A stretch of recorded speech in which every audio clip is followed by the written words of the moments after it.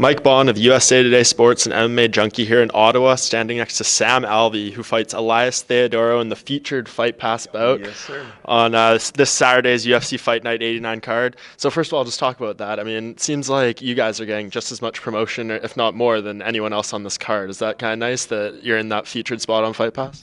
Yeah, I love it. I mean, I keep saying I'm the main event of Fight Pass, and it's fantastic. They've made my own little poster for me, and I'm a firm believer that in 5 years, I think the pay-per-views have a good shot at being on Fight Pass.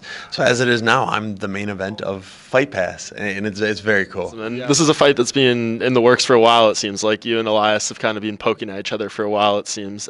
Do you remember like the genesis of where this came from? Like who called out who first, or just where this whole thing came from that led to this fight? Yeah, absolutely. I had just fought in Australia, and I got my hand raised. They gave me the microphone. He said, "Elias, I'm coming for you. Let's do this, and I'll make it a hair versus hair match. Why not?"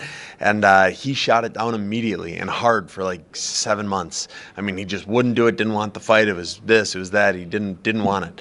And then he lost his last fight. And it was a good fight, but he lost it, and he couldn't say no anymore. Yeah. So I've been given my opportunity, and it's in his backyard too, which is fantastic. Come up here, make a few more fans. You said he knows you so well, he almost feels like it's creepy.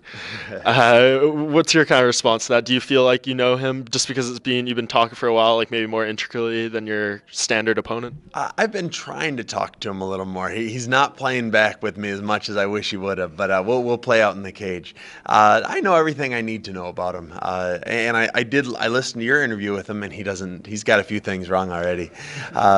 So I'm looking forward to this fight. I've watched my video. I've watched everything I can on him. I know how he fights. I know what he's good at, know what he's bad at. And now I'll just go out there and show it. Yeah, interesting. And it's been a while for you, obviously, since August that you've last fought and obviously dealt with the broken jaw and everything. How difficult was that coming back? It was terrible. I mean, for a guy who smiles a lot, I mean, it was worse than for most maybe. I mean, I would never consider quitting MMA unless I were to break my jaw again. Then I might consider. I mean, it was just miserable for 6 weeks. You're wired shut. I lost 30 pounds and got fat all in the same time span because you can't do anything. Yeah. And then once it's off, you still can't do anything. You can talk and eat a little more, but it was just a miserable injury, and I wouldn't wish it on anyone. Yeah. Wow. You know what? I'm over it. My jaw's fine. I've been hit by bigger, badder boys than Elias, and I'm really not worried about it. Yeah. I don't plan on leading with my jaw, but that's never my plan either.